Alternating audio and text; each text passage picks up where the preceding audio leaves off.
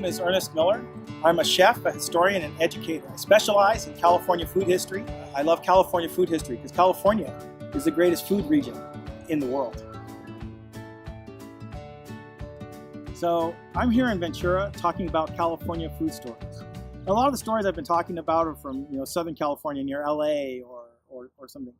But this is a Ventura County story, and it's one of the greatest stories ever. Why? Because I love this fruit. I try to put this fruit in practically everything I eat. And so the major commercial center for this fruit in the late 1800s was right here in Ventura County, California. So in 1769, the Spanish missionaries start coming to California and setting up the missions, setting up the pueblas, the presidias.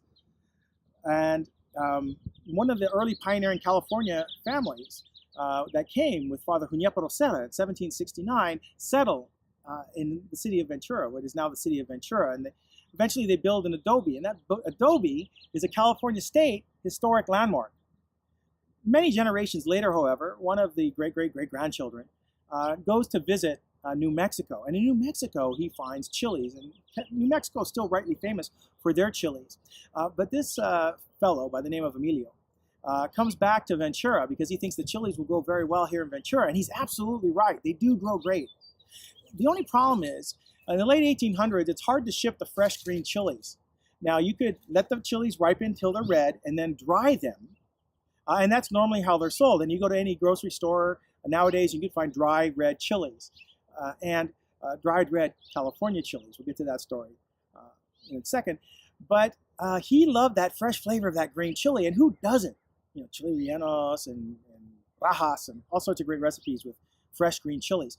And he had to figure out how to properly ship them. And he begins experimenting in his mother's kitchen to figure out a way how to get these chilies so they're easy to ship. And he figures it out. He's the first man to commercially can chilies. Of course, his first name's Emilio, but maybe you can guess his last name, Mr. Emilio Ortega. And he first commercially commands chilies, 1897. He's so successful that within a couple of years, he has to open a factory down in Los Angeles to keep up with demand.